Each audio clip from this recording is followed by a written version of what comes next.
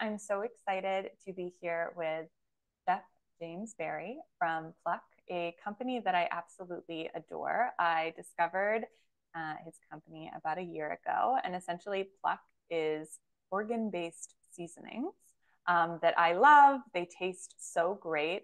And I actually had Chef James on my podcast, Let's Get the Skinny, a few months ago. And we spoke about intuitive eating, and I felt like his perspective was actually really, really interesting. And he gave some insight that I felt like was really aligned with the method that I teach.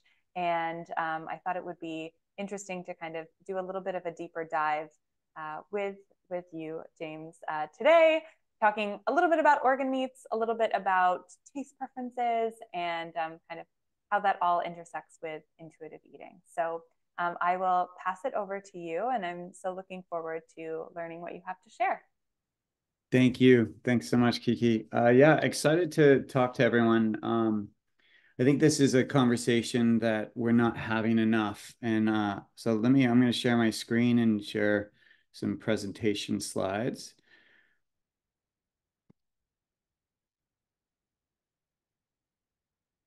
All right, let me just change the screen here. There we go. So this presentation is really about unlocking your primal instincts through flavor, because one of the biggest issues we have is that we're looking to others. We're looking outside of ourselves to figure out what it is we should be eating. When here is a fantastic quote from Dr. Bill Schindler, who's a food archaeologist. He's also the author of Eat Like a Human. But he mentions we are the only species in the world that looks to someone else to tell us what to eat. And on the surface, you might go, well, that's not that big of a deal. But there's about 8.7 million species, living animal species on the earth. So we're the only one of those nearly 9 million species. And that's a big issue because that tells you, A, that we used to know, and B, how far we've come from not only our food sources, but just our innate knowledge of what our body needs. But hopefully by the end of this presentation, we'll be a little closer towards tapping that innate knowledge. So let's first though, because to figure this out, we have to go way, way, way back, a long time ago.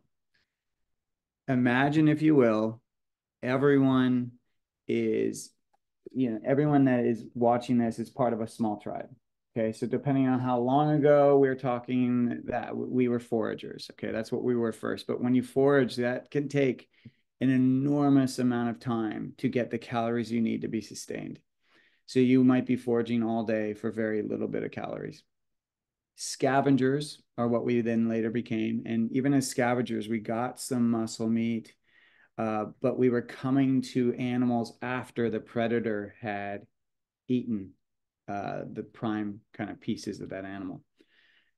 But eventually we became predators. So in this time period, our biological foundation, once we became predators, is Homo sapien. So think of it like this.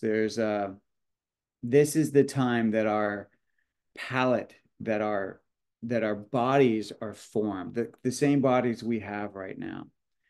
And our taste like preferences, they're deeply rooted to this time period, and they're shaped by the need to identify nutrient rich and safe foods. So when we are, for example, swallowing pills, we're not utilizing these evolutionary communication tools to indicate what our bodies need.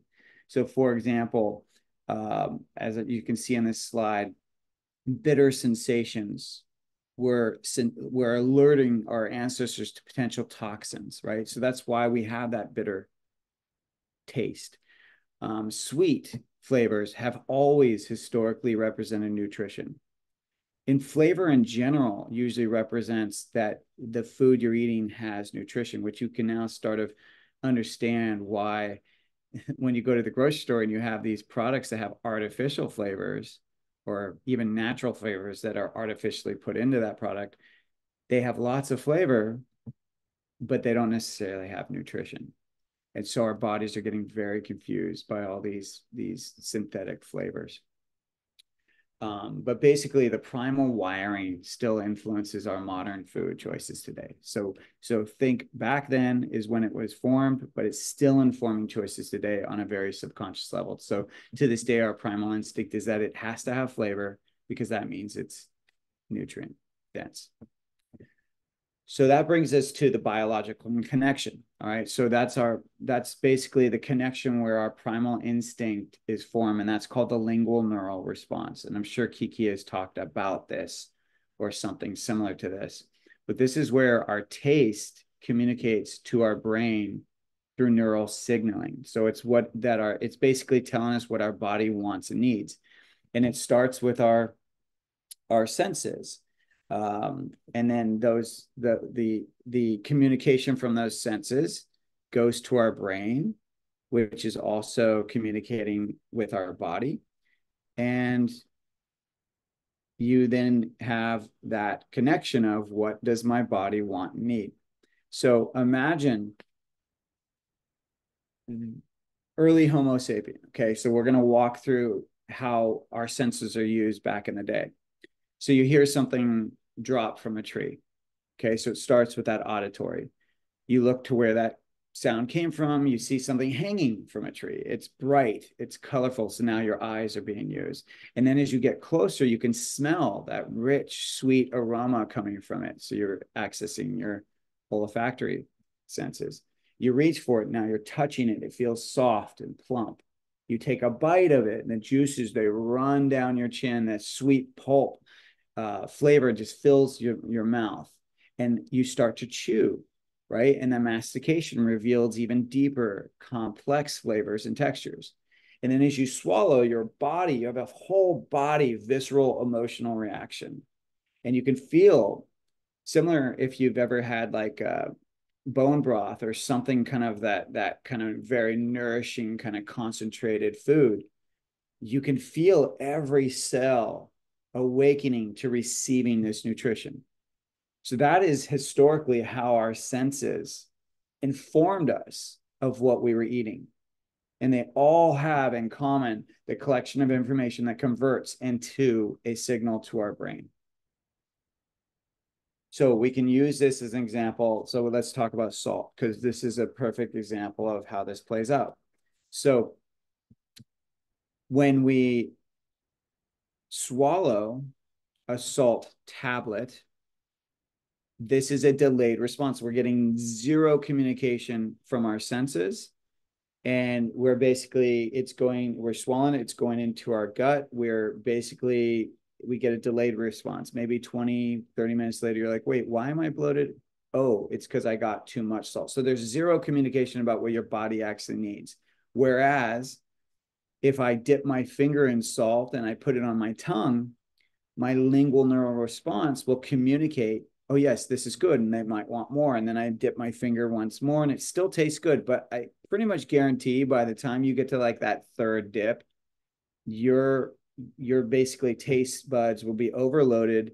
Your body's literally going to start rejecting it. And the salt will taste different. It will actually just be even stronger or just foul. And we see this play out in so many different ways where the body is communicating to us. And a lot of times we're just not listening. But for example, anyone that's ever been pregnant, when you initially get pregnant, food still tastes the same. You can drink wine. This might last for the first month.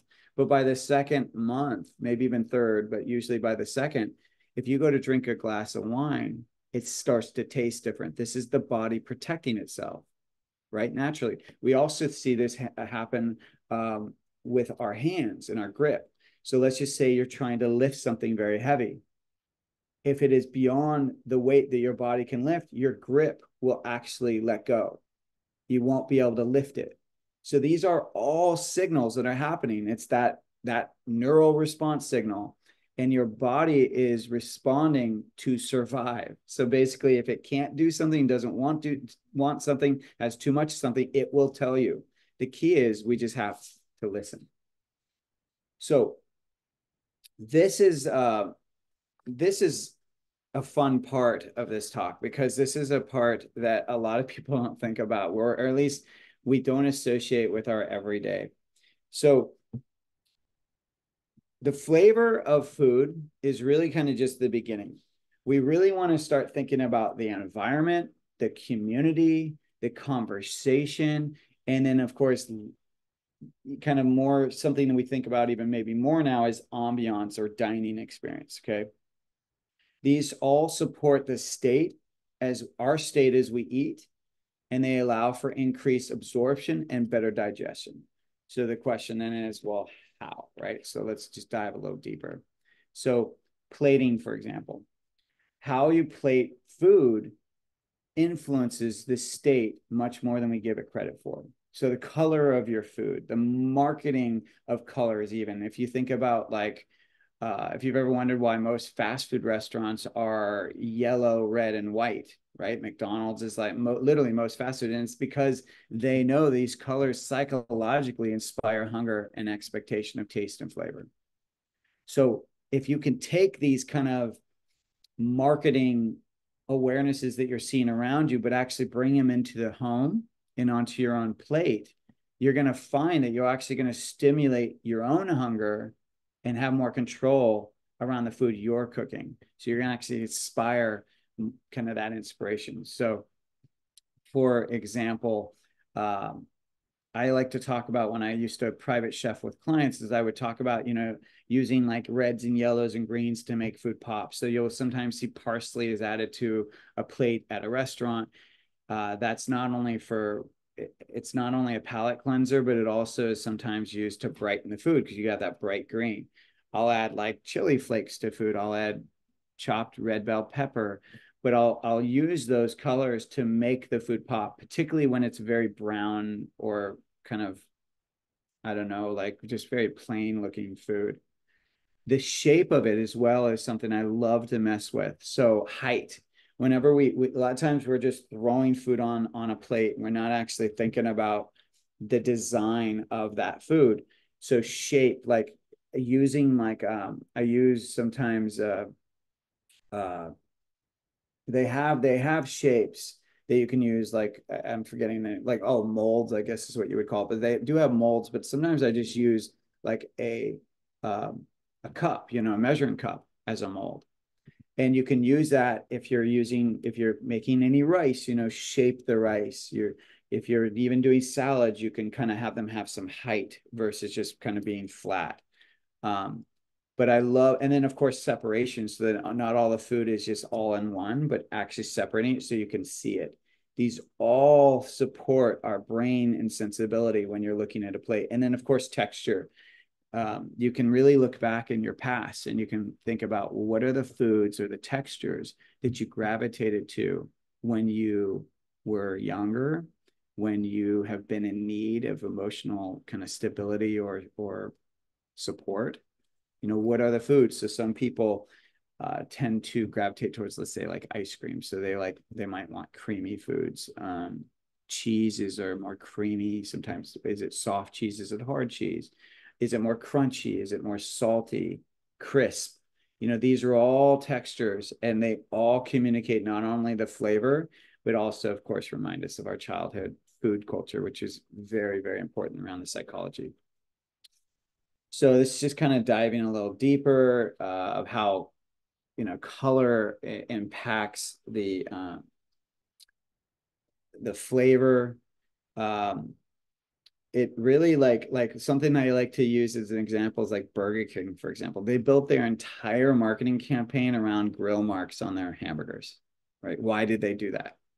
What is the psychology around grill marks versus McDonald's not having any, right? It's what does it conjure in our brain? But I like to really think of that color.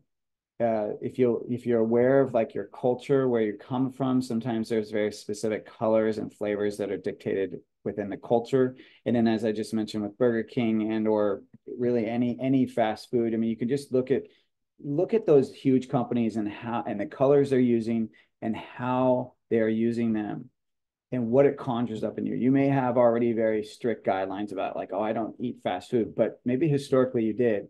And what was it that drew you to it? Like, really kind of evaluate that, because most likely whatever they're doing is having an impact on you, and you can flip it. You can flip it on itself and start using that within your own kitchen.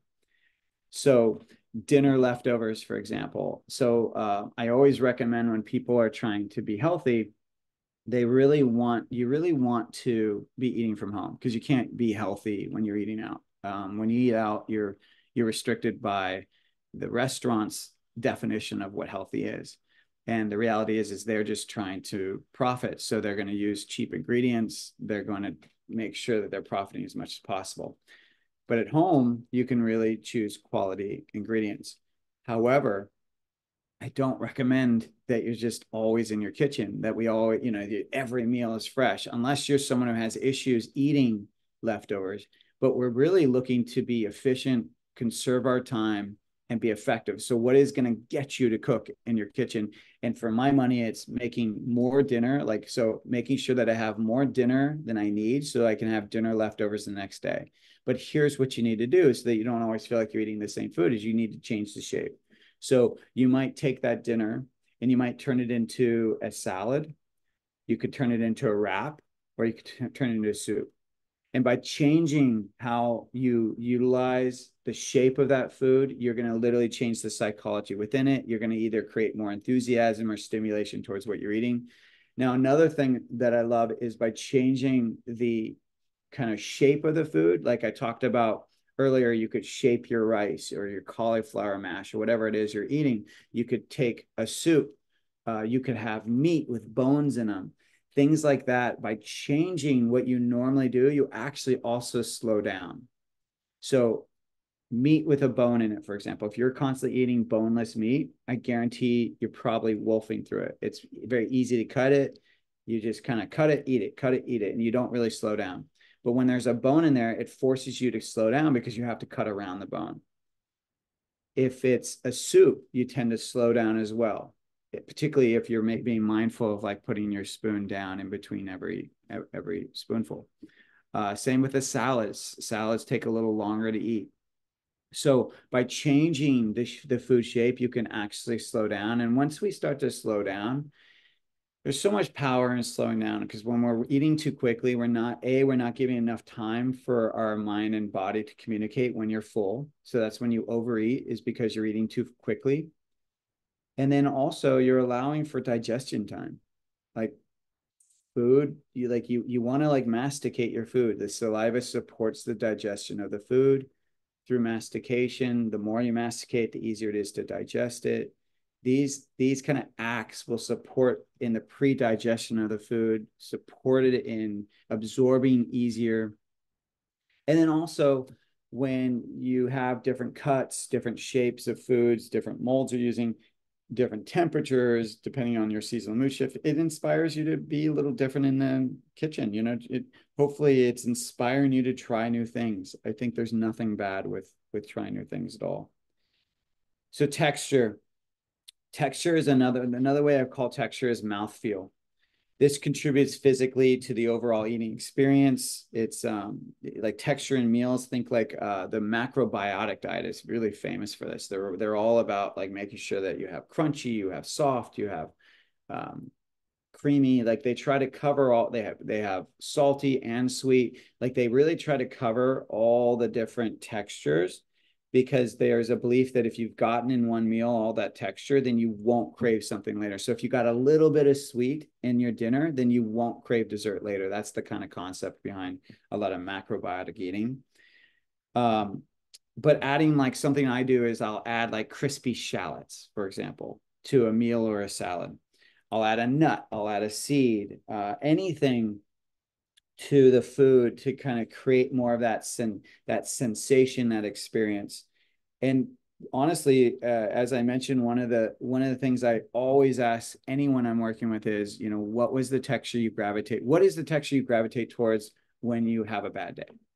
If you find that out, you can basically, if you ask yourself that, you can basically turn the texture that you're gravitating towards to your advantage. So let's just say if you gravitate towards creamy foods or even mashed foods, well, It doesn't necessarily have to be mashed potatoes. You could then mash cauliflower. You could still add all the butter, the cream to it, but now it's cauliflower versus potatoes. So you can literally take that texture that you gravitate towards, but just change the food that you're eating it with, because maybe you don't want the starches that come with potatoes and you want more of a resistant starch from a vegetable. So the neuroscience of the flavor decision making, you know, the taste and smell, they're so deeply entwined with our neural pathways and govern our decision making. And you can kind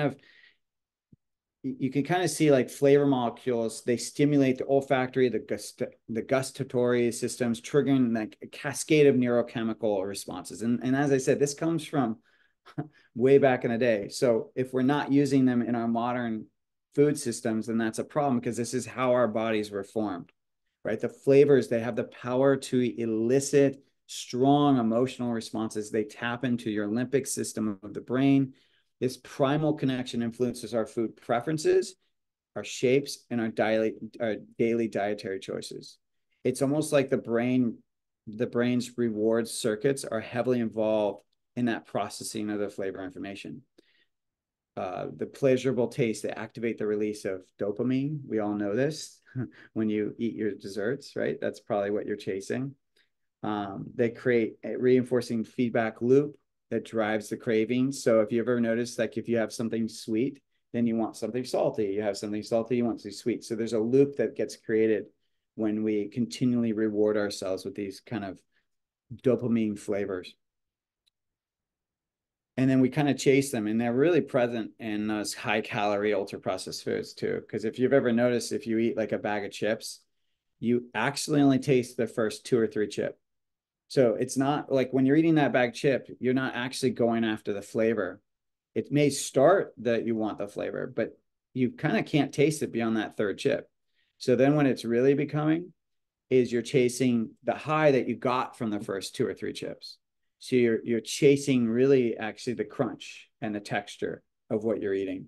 And of course, because there's no nutrition, and these chips are laboratory made, so they've designed a chip where they know they can get you to not stop. They know how to flavor them so that your body doesn't register, oh, I've already eaten half this bag, I should stop.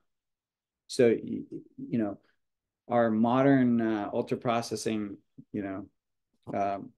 corporations, they are working against our health. They are working towards selling a product versus what's healthy for us.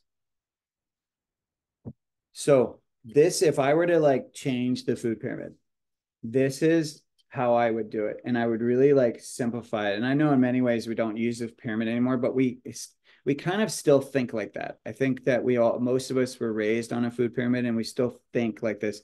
But as most of you probably know, the food, whatever you want to call it now, but the food program that the government pushes is very much purchased by corporations. So that it's dictated based on corporate interests. But this is how I would change it. So I would focus the very top of that pyramid. I would focus on flavor, and I would look for flavors that we do find in nature. So if you're looking for strawberry, don't look for strawberry flavor. Actually add real strawberries to whatever you're making, right? Like use the flavors you find in nature. Try to, whether it's herbs, whether it's vegetables, the natural flavors that we would find in nature, that's going to be your focus of flavor. And then from there, it's just nutrient dense superfoods. Anything that's nutrient dense, real food, I like to call it like the foods that are ingredients versus have ingredients. That's then the bulk of what you're eating. But then here's the piece that most of us are not talking about, except maybe Kiki, which is mindful eating. That should be the grounding of everything you're doing. If you're not eating it sensorially, if you're not eating it sitting down, if you're not connecting to the food source and taking a moment before you eat to just slow down, maybe you're doing a prayer, a gratitude, something just to mindfully be aware of what you're eating, even to the point. Now, some people confuse mindful eating with like, oh, well, I should only be eating organic. Maybe not. What I mean by mindful eating is just be aware of, is the food you're about to put in your mouth, is it something that is going to nourish you? Is it something that your body wants? Is it something that you want? Like, I think we right now, we're so many of us are just kind of chickens with our heads cut off, and we're just kind of like, we're so over hungry or we're so overstimulated that we're just grabbing food randomly. We're not really thinking about, is this food, like, almost think about it like if you saw yourself, well, I mean, I know people talk a lot about, like, if you're a Ferrari, you know, what kind of gas would you put in that, right? So they always use the car thing, but I think we're not everyone's a car culture. So let's just imagine, like, if you yourself, if you regarded yourself highly, like, imagine if you are that child that you right now potentially protect, you know, if you're that 3-year-old child, remember, if you're a mom or a father, like, remember thinking about that kid of like, oh, I just want them to be healthy and happy, and everything you were giving them was mindful. You were making sure that it was clean. You weren't giving them necessarily tons of sugar because they didn't need it, and you knew that. So you were really mindful of what you were giving them. We'll just reflect it back, like, pretend you were that young child again, because you were once, and really, like, think about, like, is the food that I'm giving myself right now, is it because I need to numb myself out and, like, check out, which is okay if that's the case? Is it because I need fuel right now and I want really clean fuel for my body? Or is it I'm just over hungry and I need sustenance, you know? I think that I'm not here to necessarily tell you, like, what diet you should follow, but I am suggesting that you just be mindful of not letting food into your mouth that you don't regard as fitting your desired outcome. So if your desired outcome is to eat anything, to not care about your body, to not necessarily worry about whether you're going to live long or not, but just to enjoy life, then do that. Then that's the outcome. Then it doesn't matter what you're putting in your mouth. But if your desired outcome is longevity, you know, a body that's comfortable in itself, that's not overweight or underweight, that's kind of has a balance to it, clean skin, clear thoughts, presence of mind and body, then choose foods that fit that. But the key is just being mindful when you do it. So the question then, of course, becomes, well, what are nutrient dense foods? Like, what foods should we be focusing on when we talk about nutrient dense foods? And I mentioned, like, let's keep it as simple as possible. Let's just call foods that are ingredients versus foods that have ingredients. And one way you can really, like, change your food choices is to make a deal with yourself that you're only going to eat food that you've made from scratch, and try to do that for 2 weeks. And I guarantee your food choices will change. For example, if you are like, oh, I really want a donut. Well, you have to make the donut. Oh, I really want a croissant. Well, you have to make the croissant. And you will notice that let's say, even as I want to eat ice cream, great, but you have to make the ice cream. And if you're adding cookies to it, you have to make the cookies, right? When we start to think like that, like, I have to make everything from scratch, so I'm in control of the ingredients. But then not only is it an exercise and just kind of being aware of how much it takes to make food, but it's also an exercise of, like, just kind of more making better choices. Because when we eat these ultra processed foods that are already prepared for us, we're not thinking about how bad they are necessarily. We're just kind of like, I just want to eat. I'm hungry and I just want this immediate gratification. But when you make things from scratch, you're really forced to be like, A, what are the ingredients I'm going to use? And B, it takes a long time. And so either A, you're going to be more mindful of when and how you eat it, but you're also going to be more mindful of what ingredients go into it, because you're going to really see what it takes to build that type of food. Now, liver is something we talk a lot about with organ meats, but I really want to talk about whole animal.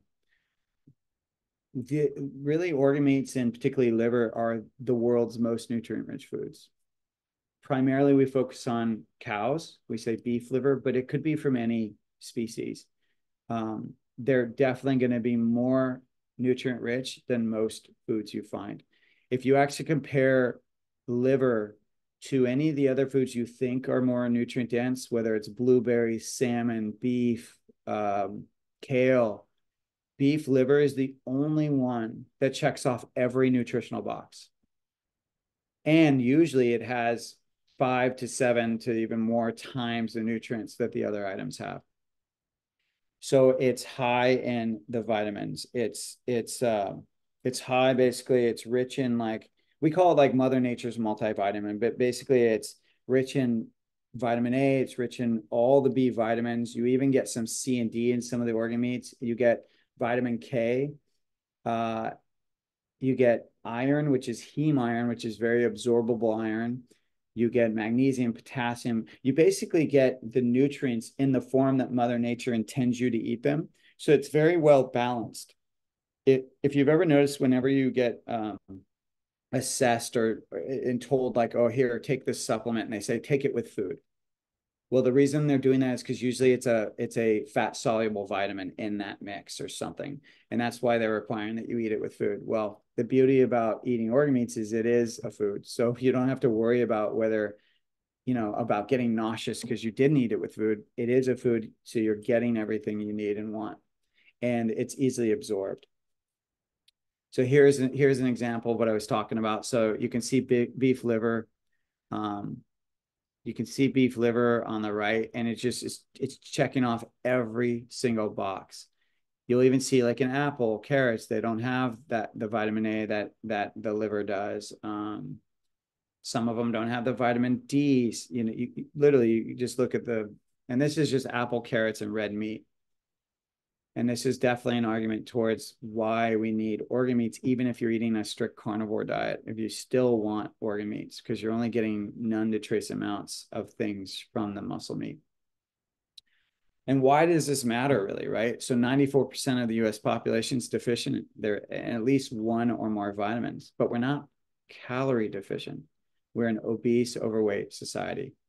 So clearly it's not about that. It's not about the foods where it's not about that we're not eating enough food. It's really about the foods we're eating and making different choices. Now, why is eating versus swallowing important? We kind of already covered that, but this is one of the reasons why I promote Pluck, as Kiki mentioned. Like, I promote it in a eating. I promote the organ meats in a way of getting them through a powder and through eating them versus swallowing them in a capsule.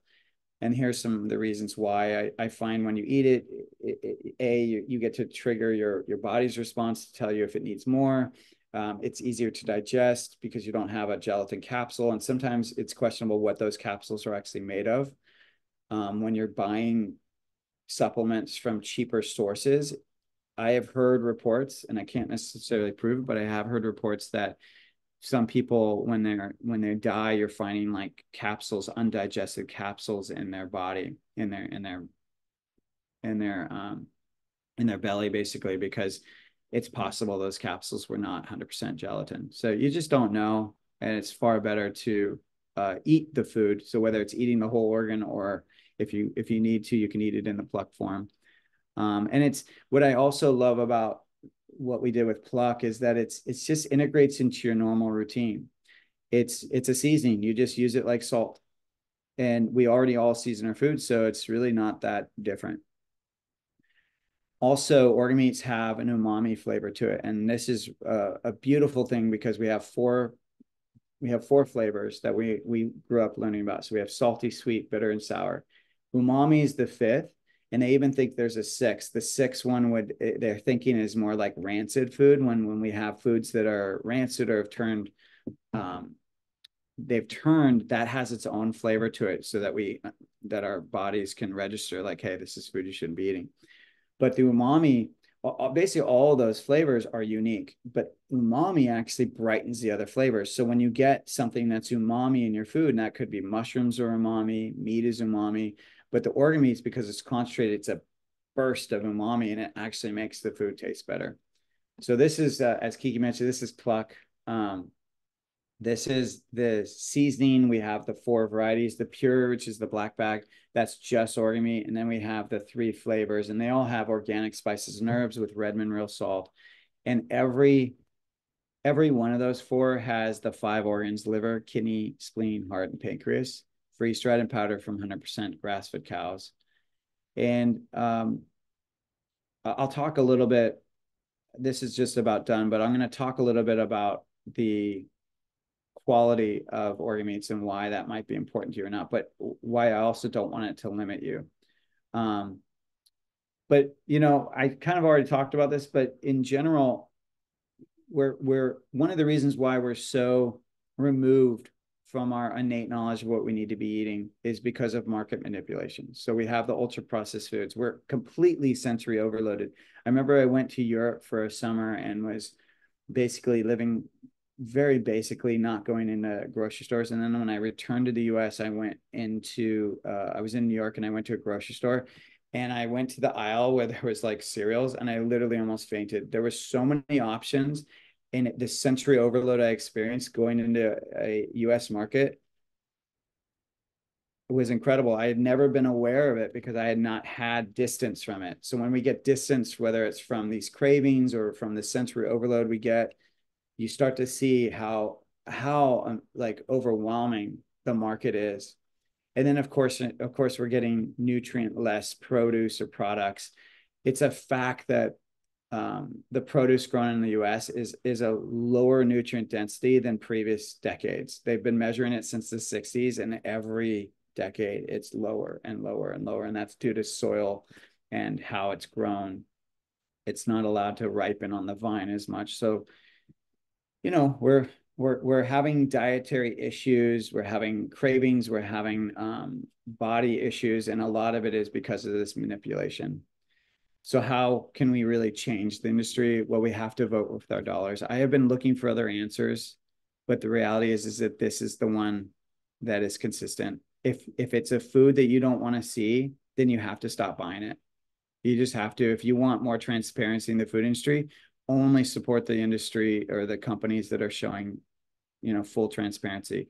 And what do we mean by that transparency? I mean, like, it's really interesting when we go to read labels. A lot of people think that the outside of the label is regulated. So they look at that outside and they're like, oh, it says with olive oil on it. So that must mean it has olive oil, like extra virgin olive oil. But then when you turn it around, and actually will say an olive oil soy blend. Like the front of a packaging is really no different than a billboard. You have to turn it around because that's the back is the more regulated part, and they have to be able to, they have to show what ingredients are in the bar, and a lot of times it's inconsistent with the front. So make sure you really like reading labels. I call it don't fall asleep at the cart. And if you do want to, oh, this is an old don't worry about the booth number. This is from when I was at a function, but basically you can go to our website, and you can also follow us on Instagram. I'm going to go ahead and stop sharing, but we can dive deeper, and I definitely want to talk about organ meat, the kind of the quality of why that could be important or not. Thank you so much. That was, I actually learned quite a lot. And I loved what you talked about around kind of setting the mood for eating as well. I often will talk about like it's important to like your plates and the spoons that you use and the size of things and all of that jazz. So I thought it was. And one I didn't, I should have dived into more is the conversation. You know, we undermine like the people that are at the table with us and the conversation we're having. Like, you know, like some people will go as far as saying like no business talk in the bedroom, right? So, but we also want to be that conscious and mindful when we're at the table as well. Like we don't want to have conversations that are stressful when we're eating. Yeah. We want to be aware that, you know, eating with people that make us joyful, humorous, like light-hearted, you know, things like that, or doing what we can to keep it light-hearted if it is someone that's triggering. Maybe at like Thanksgiving when you're eating with family, that might be a little triggering.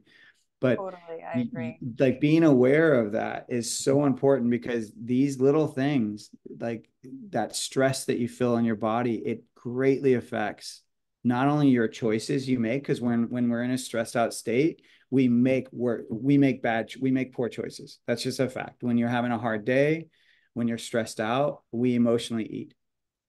So A, you make worse choices. B, your body is not assimilating what you're eating. Let's just say if you are eating something nutritious, you're still not assimilating as well. You're not digesting it properly if you're in a stressed out state. Mm-hmm. And it's amazing. Like if you think about it, there is a thing called placebo effect. We've all heard about this, right?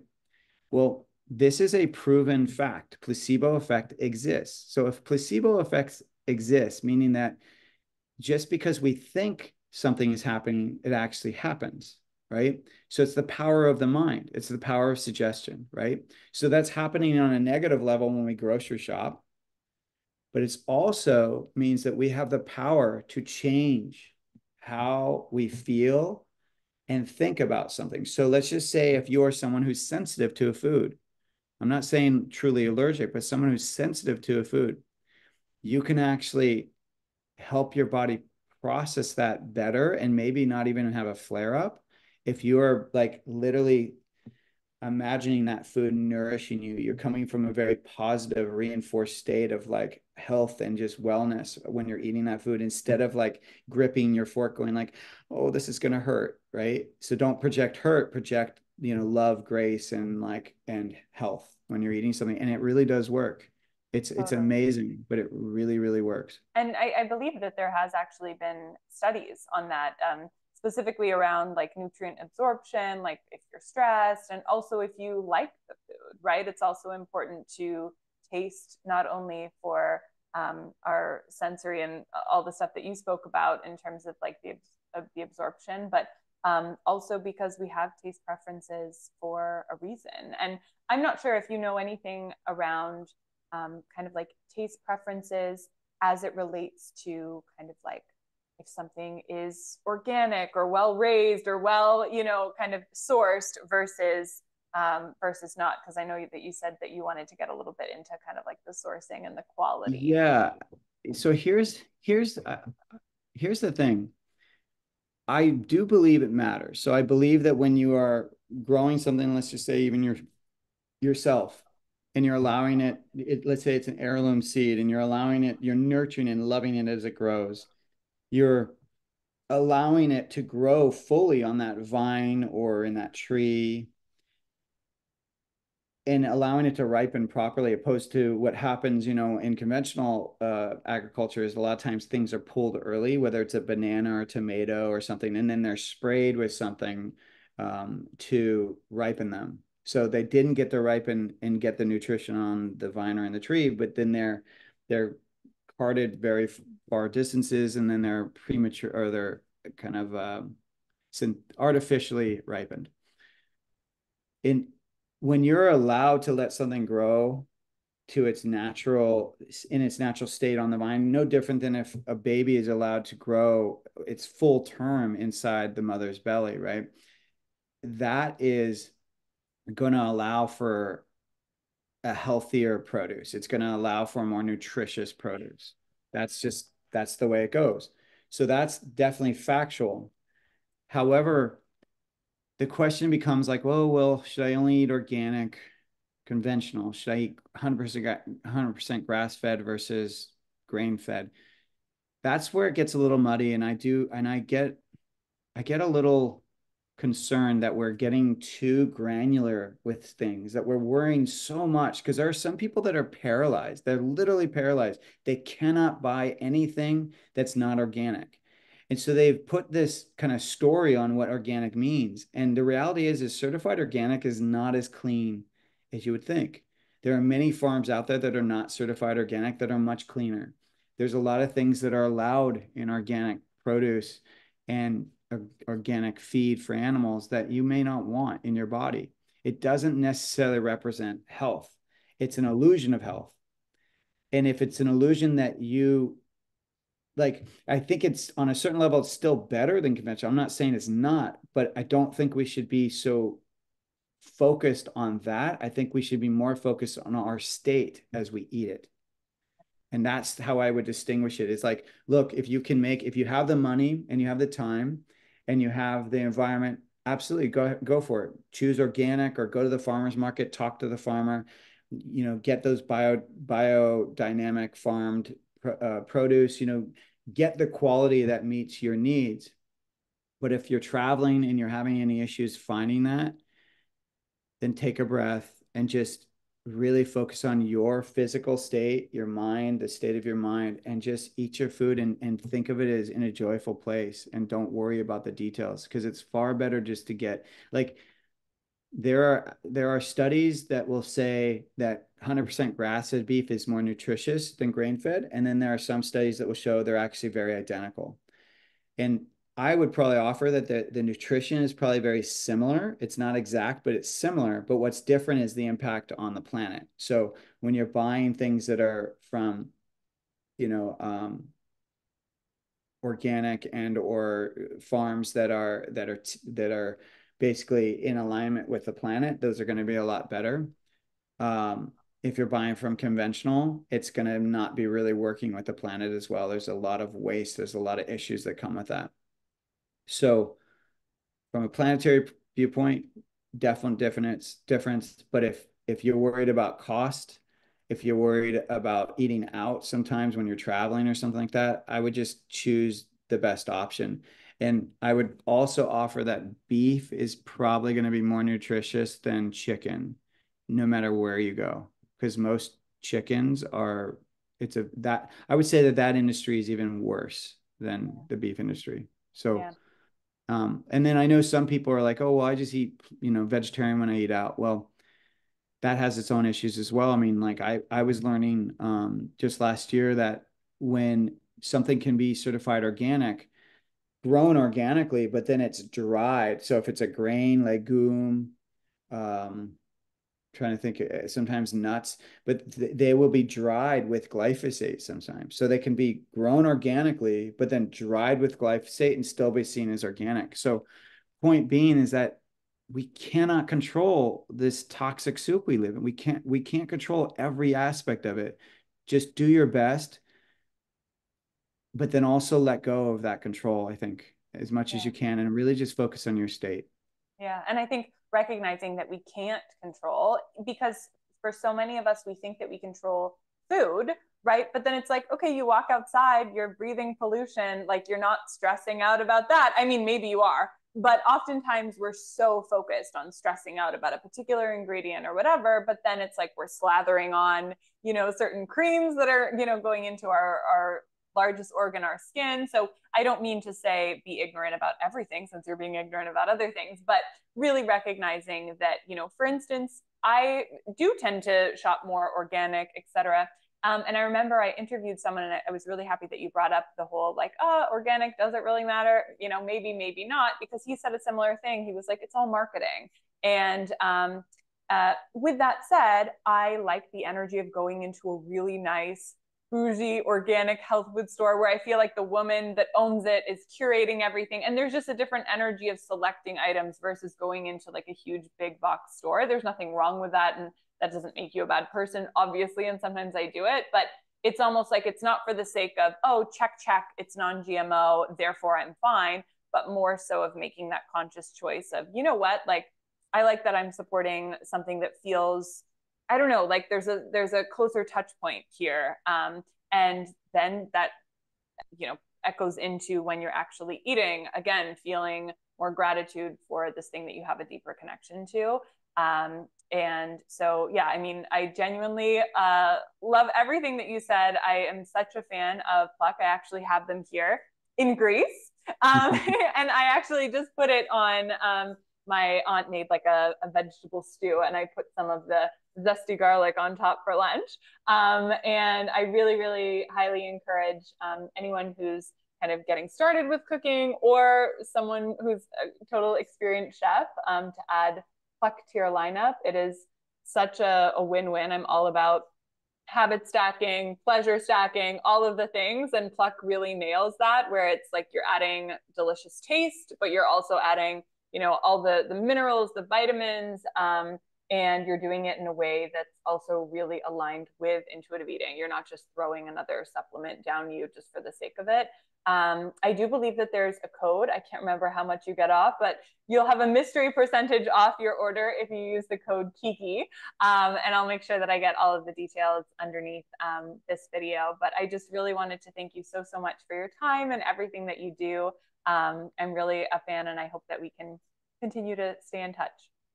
Absolutely. Thank you. Thank you.